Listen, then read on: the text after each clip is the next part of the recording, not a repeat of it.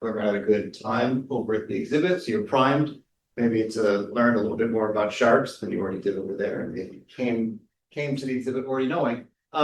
So what I want to do in the next hour or so is introduce you to some fossil discoveries from the Great Lakes region of the Midwest broadly that have helped illuminate some aspects of the early evolution of sharks and their relatives in this broader group of animals called chondrichthyans or cartilaginous fishes. I can kind of say a few words about myself. I'm not going to dive in, no pun intended, to the content of today's talk, focusing on this really important role that fossils from around the Great Lakes have played in helping us understand the evolution of this remarkable group of animals. So by way of introduction, this is me in my normal environment, my natural environment. These are the collections at the University of Michigan Museum of Paleontology. I'm the director of that museum and one of its 5 curators. My research focus is on fossil fishes, broadly speaking, ranging from the earliest examples of fossil invertebrates in the early parts of the Paleozoic all the way to modern species. I have a wide range of research interests I've tried to summarize here. So macroevolution, these large-scale patterns of evolutionary change and transformations of morphologies in response to new conditions, responses to extinction events, and so on. Vertebrate paleontology, I'm a vertebrate paleontologist by trade. I focus on the fossil record of fishes, and what I can call virtual paleontology, and that's leveraging digital tools like surface scanning, CT scanning to tease more information out of fossil remains. So to give you a little idea about what the museum I work at is like, we have kind of 2 roles. We are a research museum, and we house something like 4 million fossil specimens, one of several research museums at the University of Michigan. And we work closely with our colleagues at the Natural History Museum, which is a public exhibit museum that actually displays some of the material that we curate as paleontologists. So on the left-hand side, we've got a couple of images of students working in the collection. We're at the training institution as well. We have about 20 graduate students and postdoctoral scholars in the museum training to be the next generation of paleontologists.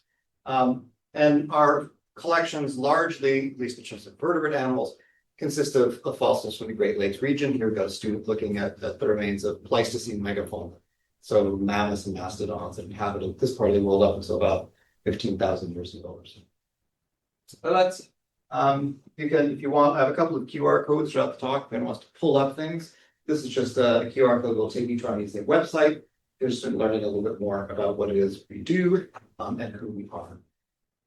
So let's start with sharks. It's a nice shark here, hammerhead shark. I guess few animals inspire such sort of strong feelings among people as do sharks and their relatives. And there are a lot of things you will see in almost every documentary about sharks, many of which I hope to dispel today. So I'll kind of rattle some of these classic lines off. Sharks are especially ancient. They're somewhat remarkably ancient among backboned animals. Or that sharks are the most primitive fishes. Or they haven't changed at all in hundreds of millions of years of evolution. They've just remained the same. You hear things like this and along this, the superlative of sharks, which mostly lean on the idea that they are somehow, these antique kinds of animals. Well, let's zoom out and kind of think about where sharks fit in the broader range of diversity of fishes and of vertebrates, the jawed vertebrates, a group called the gnathostomes. That's a group that includes us as well. So almost every animal with a backbone is a jawed vertebrate. The exceptions are things like hagfish and lampreys, these jawless fishes that look a bit like eels. And let's take a look at a kind of simplified diagram of the kind of broader shark family tree. What I want to do in today's talk is not only highlight the paleontological researchers who've contributed to our understanding of these groups, but also the other folks who are part of this broader paleontological community, artists, collectors, preparators, who help us understand the story of shark evolution, make sure that they get credit where that credit is due. So this is a cartoon diagram of like a branching family tree. A couple of things to point out. Here we have the bony fishes. Those are the osteichthyans. The vast majority of living backbone animals are bony fishes, and they come in 2 flavors. Those are ray fin fishes, things like trout, and goldfish, and tuna, staples of kind of the fishmongers, the aquarium store. And then the lobe fin fishes, which include things like lungfish and coelacanths, but more significantly, all of us. So all land living vertebrates are descended from bony fish. They are, in fact, they are bony fishes. Okay? The cousins to the bony fishes are the cartilaginous fishes. Neither one gave rise to the other, they're each other's cousins, right? They share a common ancestor. So that kind of dispels this idea that somehow sharks and their relatives are especially ancient, right? We share a common ancestor with them. Here you see a wide range of these creatures. Modern cartilaginous fishes are divided into two kinds. We have the sharks and rays on one side, and then we have this obscure group called rat fishes on the other side, or chimeras. We haven't learned a little about those in the exhibit. But to give you an idea of actually how restricted diversity of modern contrichtians is, I just want to mark on this cartoon tree all the branches of cartilaginous fish that are now extinct.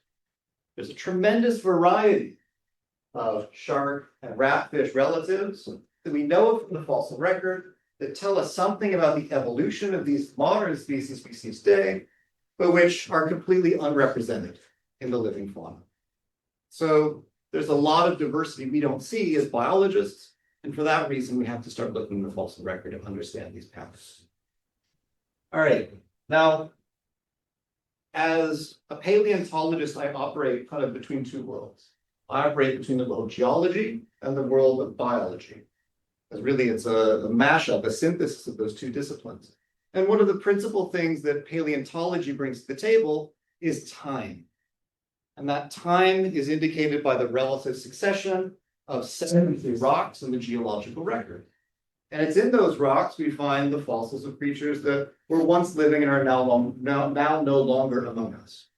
That's one of the great powers of the fossil record, right? We can find things we simply can't find in the modern flora and fauna. So here's the geological timescale. How many folks have seen something like this in the past? I'm sure that most everyone has, right? So the geological record is divided up into a series of intervals. The coarsest scale, we have the Phanerozoic, which is everything north of this line. And you'll see kind of indicated in cartoon style in this diagram. That's the part of the fossil record where we have abundant, large, kind of macroscopic fossils. Right? Things like brachiopods and trilobites and recognizable complex animals. Before that, in fact, the great majority of Earth history, this is only 542 million years, right? The Earth is several billion years old. So it's only the really upper parts of the geological record that preserve these complex fossil remains. Within the Phanerozoic, we're then divided into this tripartite division, the Paleozoic, the Mesozoic, and the Cenozoic.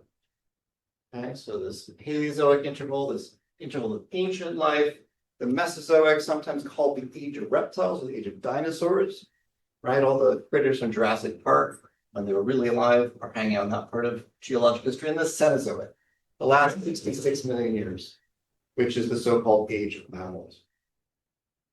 And these smaller divisions of the geological record are subdivided, at least historically, on the basis of their fossil content. Okay? So the turnover in fossil species is what gives kind of the geological record its chronology. And what we principally record in these major breakpoints in the geological timescale are major periods of biological upheaval. Right? They're associated with big extinction events, typically in the fossil record, where whole groups of plants and animals go extinct and new ones arise in the response to the new opportunities that are presented to them, these post-extinction worlds. Now, that's kind of a summary of what the entirety of the geological record looks like. If you go to any beach town in the Great Lakes, you'll find shirts like this, some iteration of this, like, you know, Great Lakes, salt-free, no sharks, this kind of thing. Which, of course, strictly speaking, today is true. There never were sharks in the Great Lakes. The Great Lakes are relatively recent, right? They've only been there since the end of the last ice age. We're only talking on the order of like 15,000 years. It's not a long time. But if you look deep into the geological record, this part of the world is really important for helping understand some of the early steps in the evolution of sharks and their relatives. Why is that? Well, if we look at a geological map of the Great Lakes Basin, What you see here are the kinds of rocks that we find under our feet. Okay. So here in Grand Rapids, underneath us, are rocks of the Michigan Formation, very originally named, which are Mississippian in age, so early Carboniferous. And I'll show you some pictures of the Michigan Formation toward the end of this talk. Well, what you'll notice is that all of these rocks here are parts of the Paleozoic record. These gray shaded rocks, Jurassic and Cretaceous, these rocks of the so-called age of reptiles or age of dinosaurs, are really sparse in this part of the world. Okay? So you pretty much have to go to southwest Minnesota before you get any material of that age. So really what we're going to be focusing on in today's talk are some really ancient fossils, mostly from this middle part of the Paleozoic, spanning an age from the Silurian, about 420 million years ago. We'll kind of wrap up our presentation in the later parts of the Carboniferous, the subdivision of that interval known as the Pennsylvania. So let's start here down in the Silurian. What does the Silurian world look like? Well, when we go to the Silurian, there are plenty of fish in the seas. Many of them are jawless fishes, and they don't look very much like the jawless fishes we see today, right? Hagfish and lampreys are, these eel-like creatures that have no bone in their bodies. But a lot of these ancient jawless fishes are heavily armored. Many of them look a little bit like trowels or shovels. They've got a broad head, armored tail coming out behind them. That's actually one clue that tells us that bone has quite an ancient origin within the vertebrate family tree. The fact that sharks and their relatives, living ones, don't have bone or bony skeletons the way that we do is actually a specialization of those groups. It isn't a primitive feature. We actually have more primitive skeletons than sharks do. Sharks have a special kind of skeleton. And things look pretty different in other environments too. This is what life on land sort of looked like in the Silurian. You have these first kind of major footholds of plants in terrestrial settings. You don't have anything kind of resembling the forests we recognize today. So this is an alien world, on land at least, with the largest plants measuring only a few inches high. Okay. And that had widespread consequences for what the environments looked like on land. There are really amazing geological studies that looked at the kinds of rocks that were deposited on land before and after major plant communities got started. And plants, especially plants with roots, because they bind up sediments and soils, fundamentally change the architecture and structure of rivers, and as a consequence, how sediments were deposited on land. So amazing thing about these interactions between life and planet that play out over many millions of years. If we go into the oceans, we have this kind of depiction of a Silurian scene in a diorama. So this is a diorama from the Cleveland Museum, which is my childhood museum. I grew up on the west side of Cleveland. And that kind of ties into some of my interests in fish evolution. I'll share with you in a little bit. It's kind of wonderful historical art form depicting these snapshots of modern day or ancient scenes in these three-dimensional models. What you see here is that, the top dogs in this scene that the artist has chosen to emphasize are not really fishes. These are things called eurypterids or sea scorpions. They're relatives of today's horseshoe crabs. And some of these got to massive sizes, 6 feet long or something like that.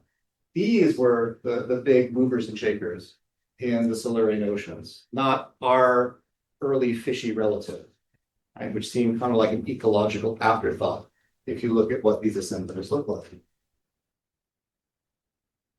And not only do ecosystems change over time, but landscapes change over time as well.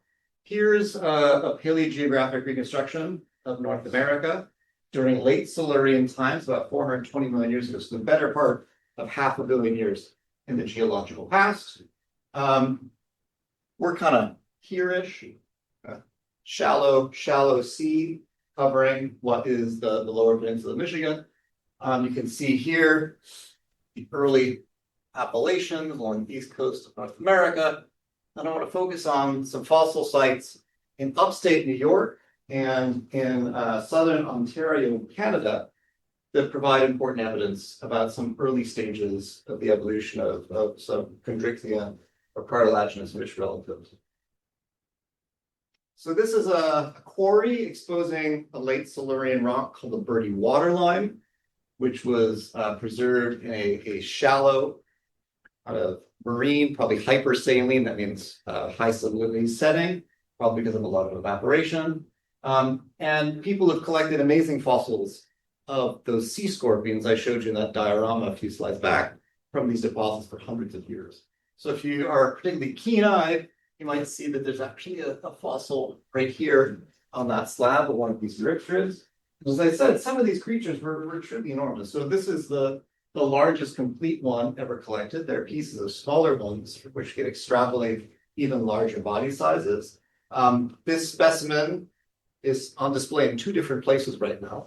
When you split a fossil like this, you get two halves. One of the halves is at the Yale Peabody Museum in New Haven, Connecticut. The other one is the Paleontological Research Institution in Ithaca, New York. But I've seen them both. They're enormous fossils. Now, these rocks have been collected pretty extensively by folks going back, to the middle part of the 1800s. And it yielded a really diverse assemblage of some of those early plants that I showed you a few slides ago, many of these sea scorpions, but only recently has it yielded any remains of fishes. And here I just want to highlight the contributions of avocational collectors. So these are folks who are collecting fossils. They're not professional paleontologists in the sense that they have a day job that they do, and this is something they do as a dedicated hobby. But these folks are amazing resources in the paleontological community. They often know more about individual fossil deposits than anyone else, and they are truly paleontologists in any meaningful sense of that word. This guy here, Carl Fechko, he's an avocational collector from the Cleveland area, and about a decade or so ago, he found in these deposits the first example of fish. If you would pick that rock up and think about much of it, but Carl had the good vision to see there was something important and significant there. Of course, one of the things with fossils is not that they find in the field, but what we can do to them after we bring them back to a museum or collection and prepare them to help us better understand their structure and morphology. And so what I do here is show you after preparation.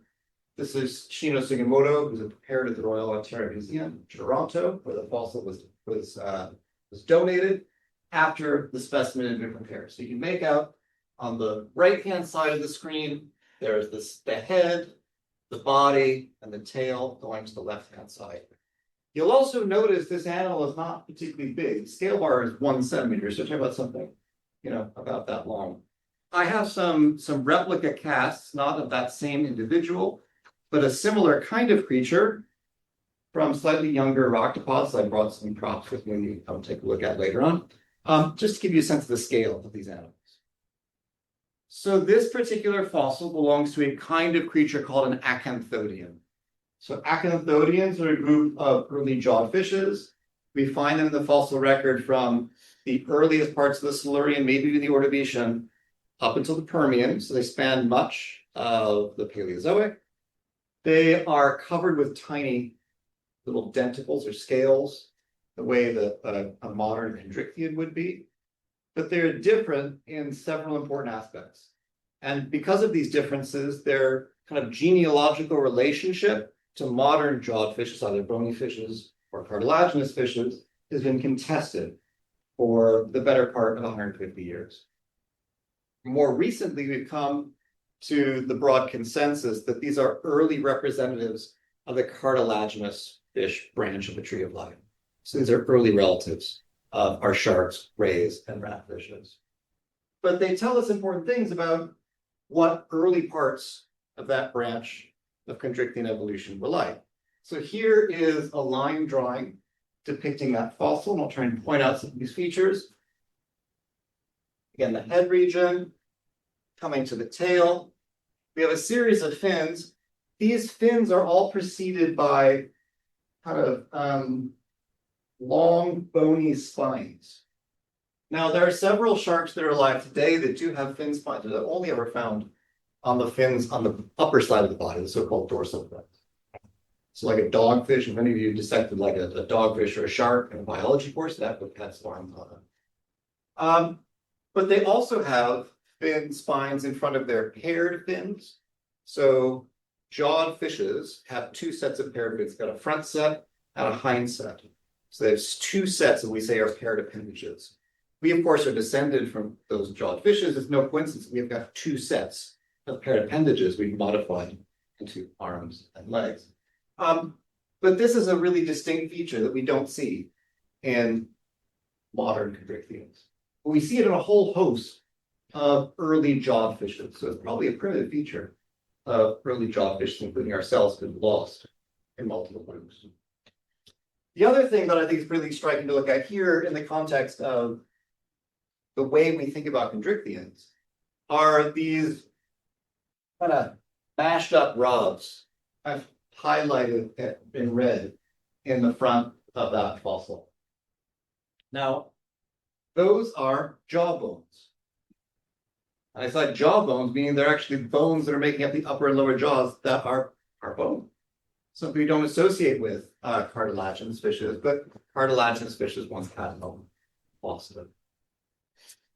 Here's a picture of what those jawbones look like. This is in a younger fossil, but one that is better preserved, help you see what you're looking at. So I put a kind of googly eye up there to orient you. You have this cleaver-shaped upper jaw and this kind of more elliptical-shaped lower jaw. Those are cartilages that are covered with a thin coat of bone. But then sitting on the margins of the upper jaw and the lower jaw is a thickened piece of bone, this jawbone, that has fused to it these large teeth. Okay, so very different from the kinds of teeth that we see in modern sharks and their relatives, which famously have this conveyor belt style of tooth growth and replacement. We'll learn a little bit more about how that evolved in subsequent slides. But as it turns out, having rigid, bony jawbones like that with fused tooth crowns on it that are not shed is something we see in a lot of groups of growthy fishes, including one called placoderms, which include things like Dundalosteus. If you've ever seen this, armored fishes that lived during the Devonian period that had jaw bones, that had spikes and almost fangs produced from the bone itself, used to those jaws. And here's a reconstruction of what that acanthodian might have looked like. It's called Merypisacanthus is the genus name. And this is Danielle Defoe, who is an illustrator at the Royal Ontario Museum. I'm just kind of highlighting the fact that there's an artistic element to how we think about this ancient world.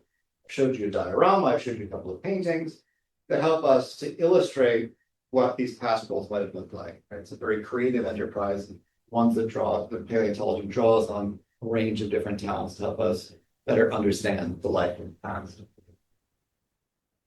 All right, so I want to shift from the Silurian into a later interval of the geological record, into a time period called the Devonian, which is famously known as the Age of Fishes. And it's known as the Age of Fishes principally because this is the time in which various fish groups become much more abundant in the fossil record. There's a great diversity of them, of both jawless and jawed fishes.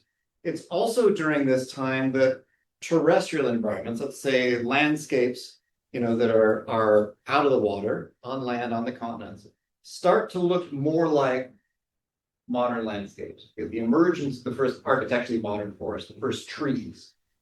Okay.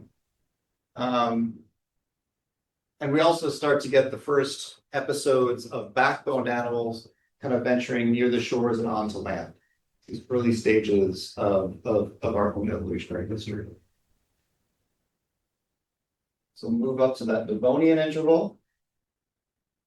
And I kind of hinted at what was going on land. Here's a painting that was commissioned in our museum for our paleontology galleries that were renovated a couple of years ago, showing one of these early relatives of land-living animals, land-living vertebrates, excuse me, called tetrapods, kind of exploring the edges of this forest that's coming to the river's edge in this particular painting.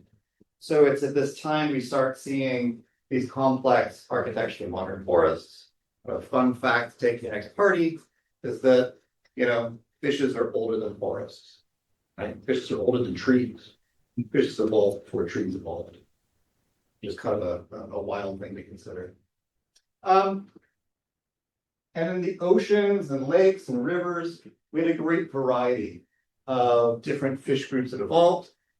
This is Joshua Knupa, who is a paleo artist who works in Germany, who tackles a series of really, sometimes wonderfully obscure, sometimes wonderfully challenging fossil groups and ecosystems, and tries to bring them back to life. So here's a depiction of a scene in the ocean above what is today Northeast Ohio in the late Devonian, around 360 million years ago. There are a host of shark-like fishes up here in kind of the center, and then a variety of placoderms, these armored fishes I mentioned earlier, most famously represented by this creature here, Dunkleosteus, with jawbones that shear against each other like a paper guillotine or a pair of scissors, and a variety of other kinds of creatures. So these are animals that are hanging out here in the Appalachian Basin. There's similar deposits actually in the northern part of Michigan, up by Alpena. There's kind of a similar deposit called the Antrim Shale that yields many of the same kinds of animals, although and not as much abundance as the so-called Cleveland Shales of Northeast Ohio. Here again, we have this mighty mountain range, which the Appalachians 360 million years before they became low and weathered after many hundreds of millions of years of erosion and weathering. They're great rivers that flow off the west coast of these mountains into the basin. It's in some of these river deltas along the western part of that chain that we find early remains of tetrapods, some of these early terrestrial backbone animals that would go on to then diversify into amphibians, reptiles, mammals, and birds, those creatures we see around us on land today. But it's out here in the basin where we see a variety of clues telling us about the evolution of cartilaginous fishes. So here is a picture taken at a county metro park in Cuyahoga County, about a 10-minute drive away from my house where I grew up as a kid. This is the Rocky River, I guess so named because the bottom is full of a lot of rocks. That was originally named as the Michigan Formation, I guess. But what it's doing is cutting down through these black shales. So these are black shales of the Ohio Shale Formation, and more specifically, the Cleveland Shale member of the Ohio Formation.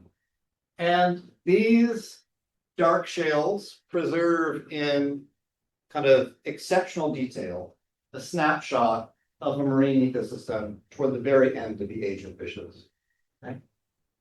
So it's a really remarkable deposit that's been known since the middle part of the 19th century for its really astonishing preservation of the fossil fishes.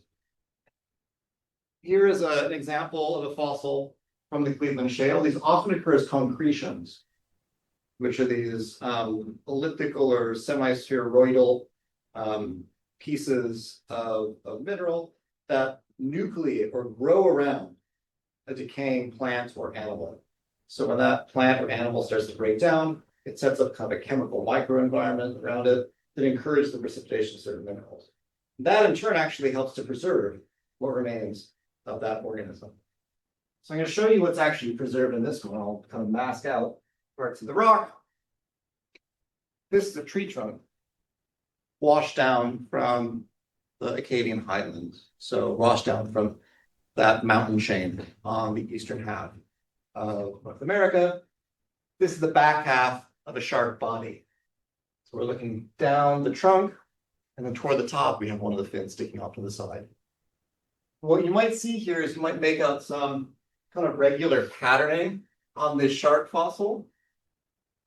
Not only do these deposits preserve complete animals. You think about the fossil record of sharks, you most think about isolated teeth, right? Most of their recent record consists of isolated teeth, in part because they shed so many of the things that are really common fossils.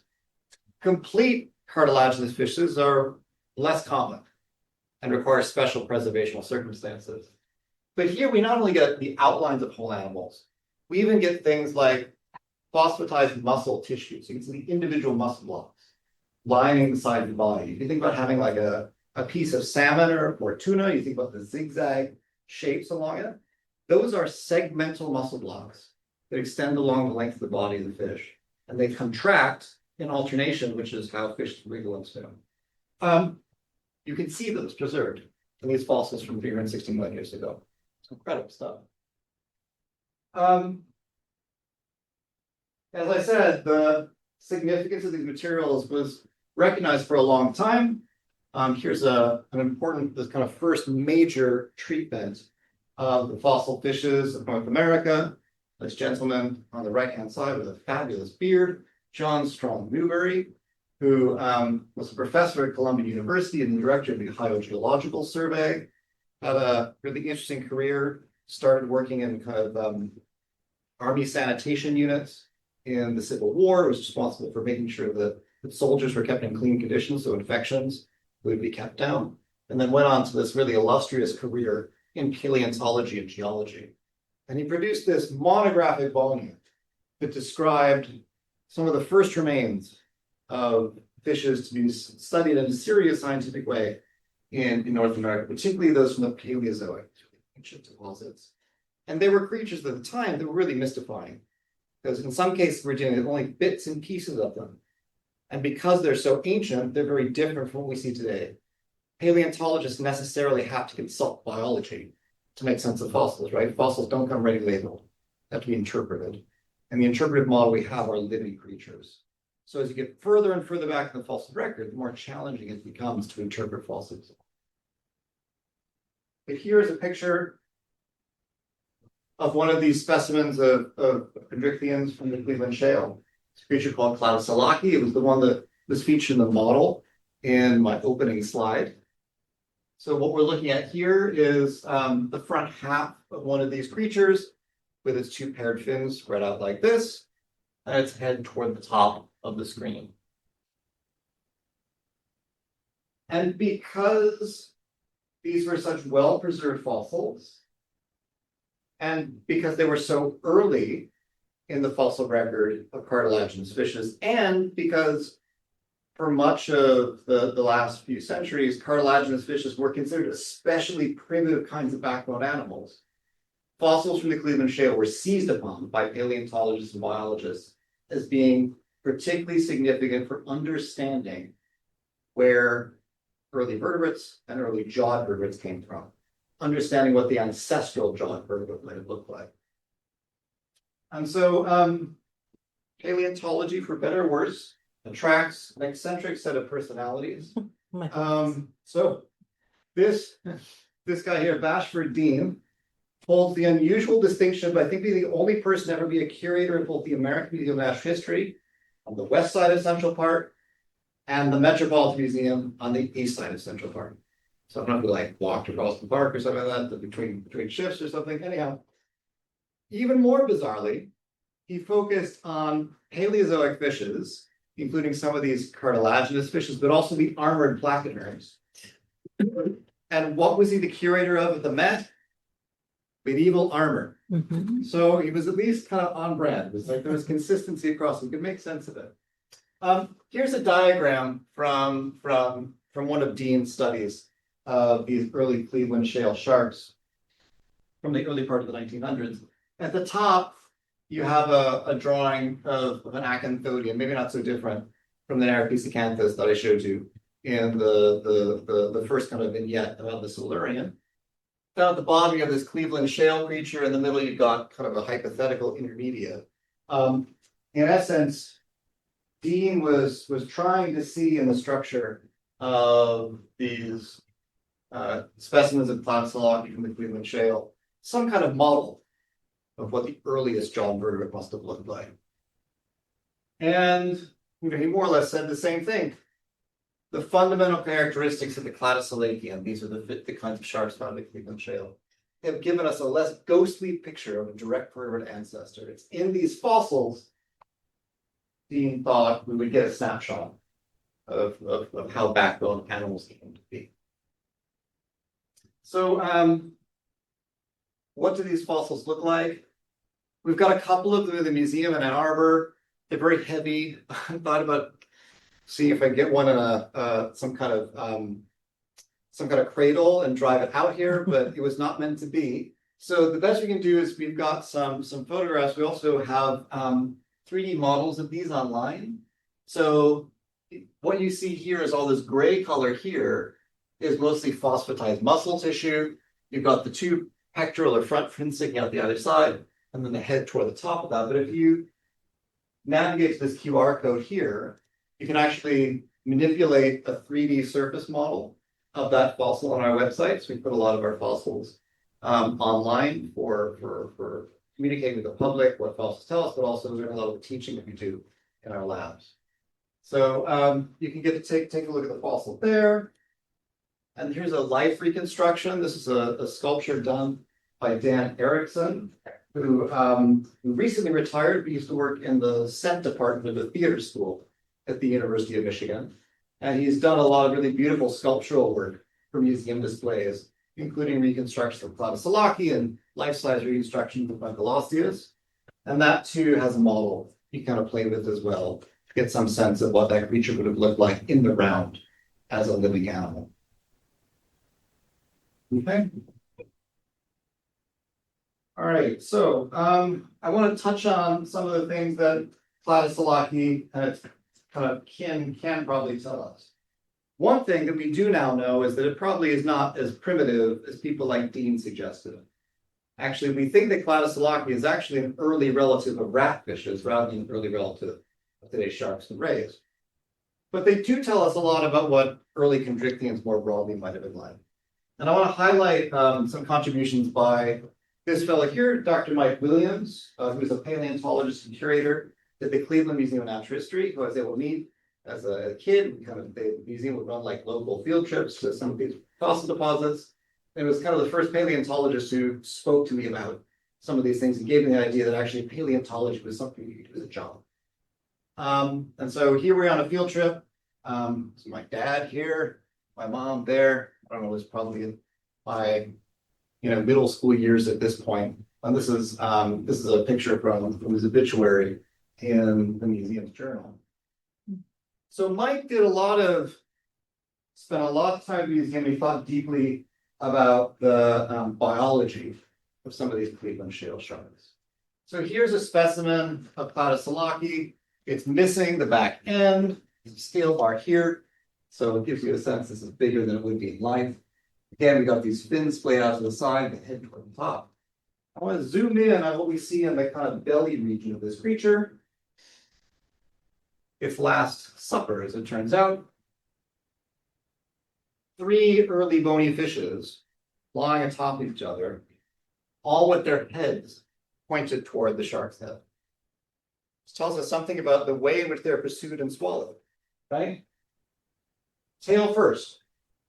So these were fishes, we know they were very streamlined. They were actively pursuing their prey, grasping it, and then swallowing it tail first. Which actually is kind of interesting. It's very different from what a shark today would do. When sharks today catch fishes, they often manipulate them before they swallow them. And that reflects the fact that bony fishes back then are built somewhat differently to bony fishes today. So if you take a look at this goblin shark, this is a very extreme example. These guys actually protrude their jaws. They slingshot their jaws out in front of their face. But you'll notice it's swallowing that fish head first. And one reason you might want to do that if you're a shark around today is the vast majority of bony fishes we find in the ocean have long fin spines protruding from their back and supporting the first part of the dorsal fin.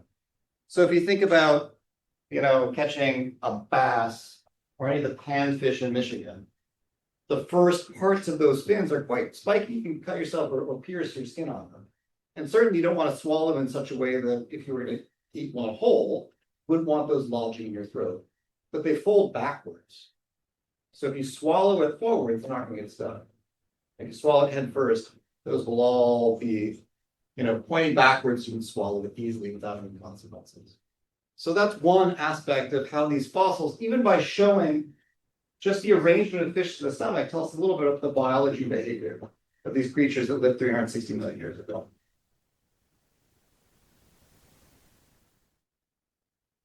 So here's a relative of that goblin shark in the previous slide. This is a sand tiger. They're great for aquaria because they look pretty scary. They have these snaggly teeth, but they're actually pretty harmless. And this highlights that kind of signature feature of modern shark dentitions, the fact they have this conveyor belt style system of tooth replacement. So you see teeth form these kind of files or rows. They're called tooth families. So teeth develop on the interface of the jaw, and they shift and they rotate out to become a functional tooth at the edge of the jaw, and then eventually they break. This one's got a broken crown, and that will be shed. So you've got two broken crowns here and a functional tooth here. So if you take this shark's jaw, if you were to cut it or CT scan it and look inside, there's the edge of the jaw, here's the outside face of the jaw, this is the cartilage that supports the jaw, and then here is one of these tooth families.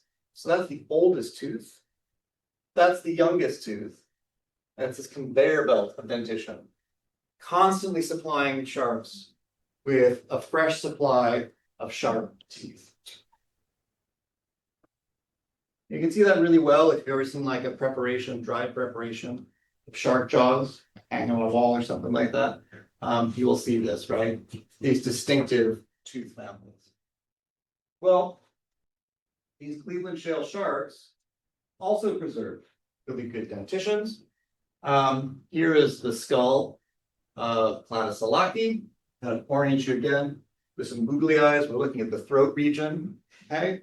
So you've got the two lower jaws. You can see these tooth files there. But something's really interesting. If you look closely at the tooth files, in contrast to modern sharks typically shed their teeth so rapidly that the functional teeth at the edge of the jaw and the newly forming teeth inside the jaw are about the same size. Because the shark is not going to be all that different in size when that new tooth comes into place. In these early sharks, or these early chondrichthyans,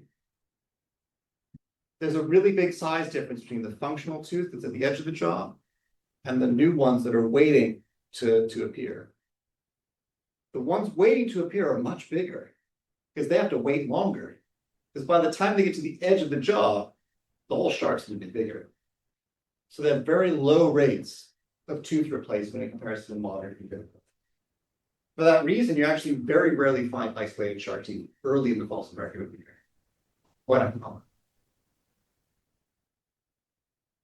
It gets even better if we look at some other fossils. This is not Platysolaki. It's another early chondrichthyan from the Cleveland shale called Tinacanthus. And if we kind of outline where the face is here, we're looking at the outside of the face. If we look at the jaws, we actually see tooth families on the outside of the jaws. What's going on here? We know the teeth are growing on the inside and they're rotating out to the edge of the jaw to be shed. But these sharks are keeping their teeth so long at the edge of their jaw that the crowns become completely worn down and they never shed the bases. The bases then kind of descend into the soft tissue on the outside of the face. So they're not shedding them in the way that we think of modern chondrichthyans doing, modern sharks doing. Just to put a plug in for my childhood museum. Cleveland Museum recently redid all their exhibits. They've got this great exhibit on the Cleveland shale. You can sit in this immersive theater watch all these amazing ancient creatures swim by you. It's well worth the drive if you have a chance to go out there at some. All right. And I want to close up by going into the Carboniferous, the Pennsylvanian, the end of, toward the end of the Paleozoic. This is a time famously when a lot of coal deposits, particularly in the middle part of North America, were laid down. You have this wonderful diorama at the Field Museum, which is a coal forest you'd walk into, great immersive exhibit. So you have these complex terrestrial ecosystems. You've got, kinds of freshwater ecosystems that are wonderfully diverse. It's a depiction of a site in Illinois called Bazon Creek. And then you've got a wide variety of really wild and wonderful cartilaginous fishes. The Carboniferous is the heyday of sharks and ratfishes in terms of the diversity of forms they take on. This is Julius Chitney. He's a paleoartist from Canada. And here's his depiction of a set of fossil sharks, not quite from the Pennsylvania, a little bit older than that. But these are all creatures that are known from looking inside of Mammoth Cave. Looking in the cave walls, paleontologists have gone and seen shark teeth and managed to reconstruct the Chondrichthyan fauna that lived in Kentucky around 325 million years ago.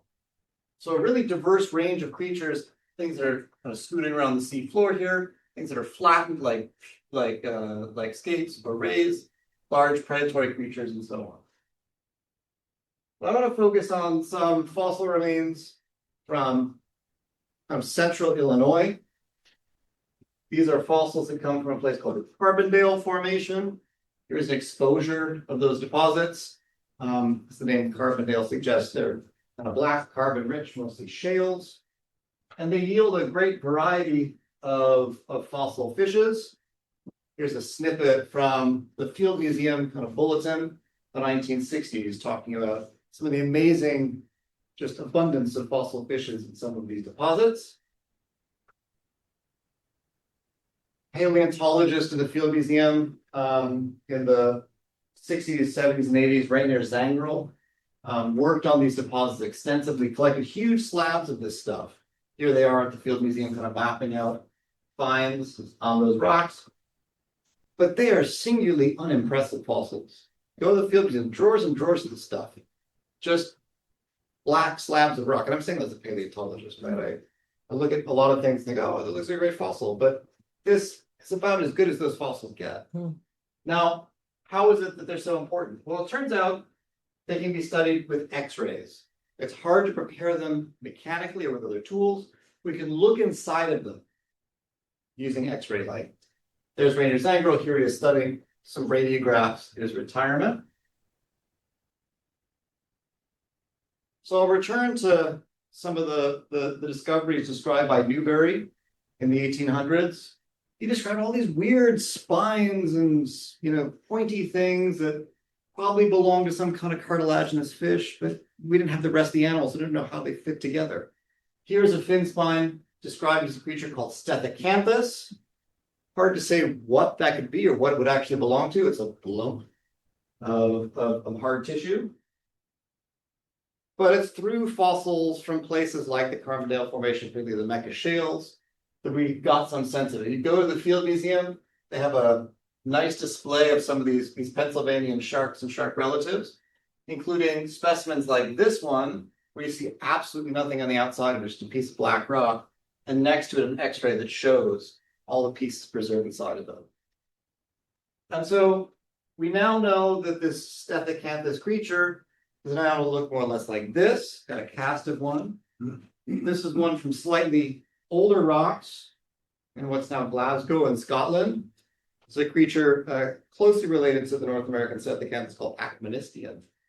And this too is collected by an avocational fossil collector, this guy Stan Wood, who had a really remarkable career working in Scotland, collecting fossils and really helping us improve our understanding not only of early fish evolution, but the evolution of some early terrestrial vertebrates as well. You can all take a look at this when I wrap up in a minute or two here.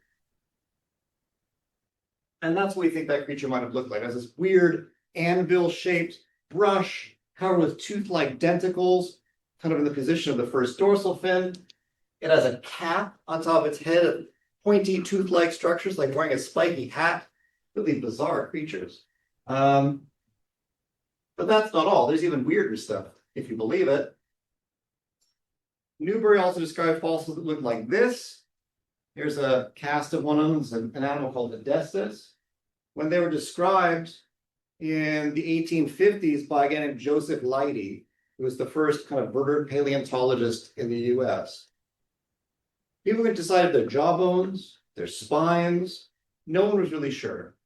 So what you see here is this kind of scythe-like piece of hard tissue with a series of serrated crowns on the top of them. And as it turns out, through studying fossils of Odessus itself, but also some of its close relatives, you understand that these are structures built out of teeth that are just not shed. If you imagine you're a shark, rather than shedding your teeth, you fuse together successive teeth. You can make really weird jaw appendages you can use to process your food. And these creatures essentially look like sharks with a pair of serrated scissors sticking out in front of their mouths. Here's one of Julius's reconstruction of this creature. So that's just a brief taster of some of the historical discoveries that have come from the Great Lakes region, bearing on our understanding of the evolution of sharks, ratfish, and their relatives. But it is by no means over. Here's something I saw on Facebook, of all places, last year. Someone had found something in Petoskey, looking for Petoskey stones, and found this weird thing with a bryozoan, some kind of invertebrate. Actually, it turns out it's the first example of one of these spiny shark-like creatures from Michigan that someone found on their first trip to go look for Petoskey stones up north. And they were kind enough to donate it to the museum. We made a cast for them, and we're going to study it and describe it. It's just a remarkable example of things are still out there waiting to be found. And even in a place like here at Grand Rapids, if you're familiar with the storage facility and the old gypsum mine under the city, there are shark fossils, mostly isolated spines and teeth, that are probably under our feet right now, that are accessible in the old gypsum mines under the city of Grand Rapids. So with that, I'd just like to close. I haven't seen any questions you have. It's a small group, so you can be pretty casual about it. Come up and look at things, clarify anything that might not have come across clearly from my presentation. And I'll share with you, so I've been excited about fossil fish for a long time, so I'll close with this for a bit of levity. I'm at that stage of my life where my parents will come to my house and drop off like boxes of stuff from my childhood. I don't know if any of you have been there. So there's a lot of stuff. Most of it I don't want. Hopefully not listening. But there's some real gems in there. So there's this wonderful thing. I had a coloring book as a kid on prehistoric fish. Can you imagine? I don't know, like some fateful decision. They thought, oh, we'll give little Matt this coloring book that looks like fun, and kind of led to what I do now. This actually is this creature Dunkleosteus, and that's Cladosalaki. So these are animals that were collected, 10 miles away from where I grew up as a kid.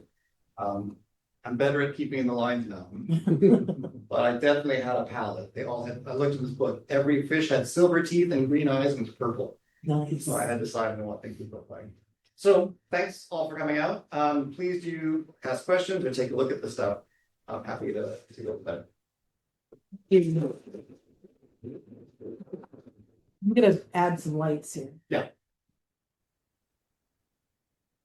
I can do that. Oh, Oh, you got it. all right, just close it. All right. I've got a couple questions. Sure. Mostly to do with shark evolution, Yeah. maybe not that back, but I'm curious about a couple things. Looking at the exhibit, the idea of egg sacs versus uteri, Yes. Yeah. how those evolved, and then Yeah. Glenn and I were having quite a discussion about what denticles were, Yeah. and I'd like a little bit more how those relate to teeth. Yeah. So those are great questions. I'll leave that up there. Yeah. So the first question, reproductive strategies. Chondrichthyans are actually really unusual in being internally fertilizing. So most most fishes are external fertilizers. So sperm and egg are dispersed into the environment, they mix, they're fertilized, and they're either abandoned or they're raised some other way. Sharks, rays, and ratfish have intermittent organs called claspers. So they've modified their pelvic fins. So they've modified, in essence, their legs, or the structures in their body that are the equivalent of our legs, as a mechanism for guiding sperm into the female. And so the female will either lay fertilized eggs as egg cases, which can assume a variety of forms. There's some that are spiral shaped. There are some that are called mermaid purses that look like they're square with tassels at each of the corners.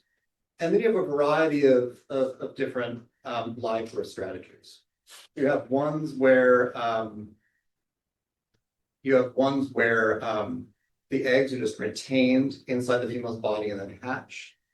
You have other ones where they actually have what is in essence a placenta. So they have a more direct connection to the mother rather than feeding exclusively off the yolk sac. So chondrichthyans, despite the fact there aren't that many of them, there are only about 1,500 species of sharks, rays, and ratfishes, which is, I mean, a large number, but there are 35,000 species of teleops or something like that. So it's really a striking difference. But sharks, rays, ratfishes are all really noteworthy among fishes and investing a lot in their young.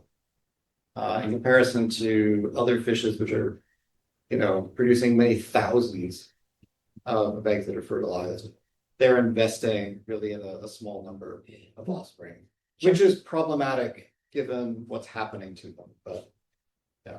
Just jumping into the other thing that my son Luke and I were looking at about basically uterine cannibalism in nurse sharks. Yeah. And whether that, I guess, is more R or K. Yeah, it's a great question. I mean, it's so I don't know if everyone caught this idea of uterine cannibalism, but you have some of these sharks will basically eat their siblings in utero. So it's their way of producing, it's another resource those individuals can consume. So you're having even more investment in a smaller number of offspring because you're producing offspring as food essentially for the siblings that will survive. It is a really striking range of reproductive strategies that they have. Now, we do think that at least some other early fish groups have similar reproductive strategies. So placoderms, these armored fishes like Dunkleosteus here, at least some of those appear to have been internal fertilizers. They gave birth to live young. So whether or not they evolved that separately, or if that's a feature that maybe unites them with chondrichthyans is not really clear. I think the evidence suggests that it's a separate origin, but it's yet to be solved. You had a second question. Yeah, we were talking about. Yeah. I'm fascinated. I've just been trying. Tentacles, yes. I've been trying to sink my teeth into that. I see what you did there. Your discussion here versus what we saw in the museum. Well, basically, I thought was fascinating that these tentacles may have moved to create the teeth inside, and then your talk here. How is that? Yeah, similar? How is that? So I glossed over some complexities of this. So early tooth evolution is staggeringly complicated, right? One of the things that's really interesting, there are a couple things we can take away from this, we know for sure. So one of these is that, like, we shed teeth, right? Sharks shed teeth. Our last common ancestor probably didn't shed teeth. So shedding of teeth is evolved independently in the cartilaginous fish branch and the bony fish branch. The other thing is I oversimplified when I was looking at this so-called spiny shark, this Acanthodian. In the interest of time and everyone's kind of collective sanity, I kind of glossed over the fact that they are kind of complicated densely. They've got a composite dentition. So these guys have on their jawbones, they have these fused teeth. So they grow the crowns wear down, they grow another crown on that jawbone, and they don't replace them through shedding. But they have at the front end of their jaws, at the front of each jaw, they have this. So if you imagine you have let's say you've got your jawbone here, there's your jaw, here's your eye, so that's from. You have along the jawbone, along the jaw, you have this bone with the fused teeth. At the front end, they have something that's called a tooth whorl. And that's a semicircular base of bone that has attached to it a set of tooth crowns and grows by addition from the back side, like that. So these have teeth that look like the kinds of tooth-like structures you can plaque. They also have things that look developmentally a lot like the teeth you see in chondrichthyans that have this whorl-like growth pattern, whereby you have this addition toward the back, and that plate kind of grows forward over time, but they don't shed them. I just realized she is the presenter for Animal Logic. Oh, Like, oh, she looks familiar. there you go. But these guys have that. Now, the next question is like how that relates to denticles. Well, boy, so they're all parts of what I'll call the dermal skeleton. So we as vertebrates have two kinds of bony skeleton. We as mammals mostly have an endoskeleton. That's not only because it's on the inside of us, it's how it grows, how it develops. The earliest kind of bone that we find in vertebrates and in fishes is something called dermal bone. And these are plate-like bones that grow in the dermis, unsurprisingly. They're often close to the surface of the body. And they have a kind of classic tripartite construction. They have bone on the bottom with dentine on the top. And then on top of that, enamel or enameloid, this hypermineralized tissue. Now, if you think about the structure of a tooth in cross-section, it's enamel, dentine. These are all kind of different derivatives of making parts of the dermal skeleton. So your teeth are part of the dermal skeleton. We only have enamel on our teeth today, but if you went back into the fossil record of our lobe finfish relatives, all their scales had enamel on them. All their skull bones had enamel on them. So they're all parts of the same skeletal system that are tweaked different ways. So denticles, the denticles in a shark that make up the shagreen on the side of a shark are in essence modified scales. And the real question then is, how do the scales or scale-like structures relate to teeth? Is there one whereby teeth are descended from scales? Do they look similar to each other because they're part of the same skeletal system and so they follow the same developmental rules? Those are kind of live questions. But the earliest examples we have of teeth in the fossil record, even like one of the striking things about these so-called acanthodian creatures is that they show a really wide range of tooth structures. Early in jawed vertebrate evolution, there's a lot of diversity in how you make, heavily mineralized cusp-like features in your mouth for processing prey. Placoderms do it through, having hook-like structures on their bones or by having, these crowns that are added but not shed.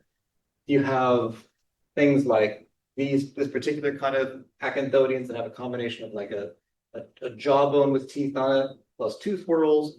You have other acanthodians that have these kinds of tooth whorls all around their jaws that probably seem to be like they're closely related to more closely related to modern chondrichthyans and things like this. And that's something that hasn't been resolved. Yeah. What's the latest speculation about that function of that structure up in the head of Stephanopithecus? Great question. So it seems to be sexually dimorphic. So a lot of these sharks a lot of these sharks are shark-like fishes. So Stethecanthus, like Cladocelaki, is probably more closely related to ratfishes than it is to sharks today. Many of these animals have really profound differences between male and female individuals, right? We know this is a male because these are its pelvic fins and it has claspers. So you can see if you have a complete fossil chondrichthyia, you can tell it's a male or female individual. There are relatives of these creatures that we get in the fossil record, particularly from a fossil site called Bear Gulch, which is in Montana, which is early Carboniferous in age, so a little bit same age as this particular cast, but a little bit older than the stuff in Illinois. And there are even examples of male and female individuals close to one another, like one biting onto the clasp, the dimorphic structure of the other one. They probably are used in some aspect of display, I would guess. Okay. So Zangrel, who first kind of figured out what these things looked like, thought that they would, because this, I can show you, the anto-like spine brush complex. So this is the piece that Newbery described. This is the rest of that looks like an anvil. These are long, tooth-like denticles that stick out from the side, and then you've got this kind of skull cap of other denticles.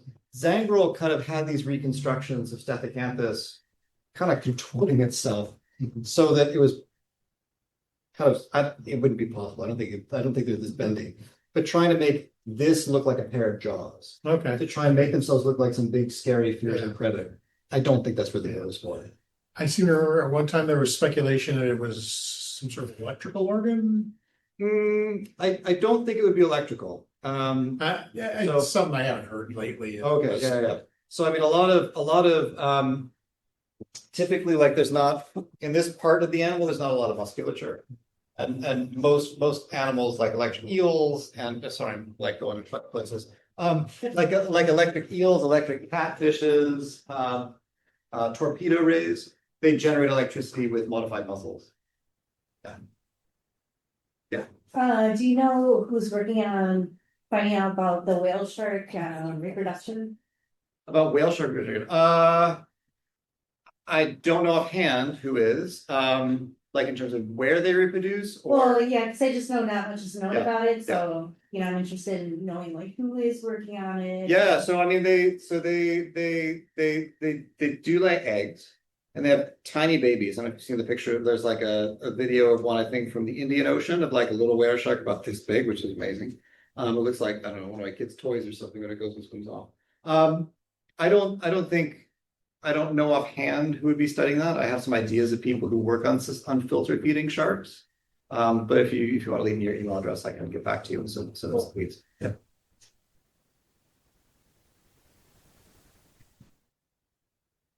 No, thank you very, Yeah. very much. My pleasure. It's a fantastic presentation and learned a lot.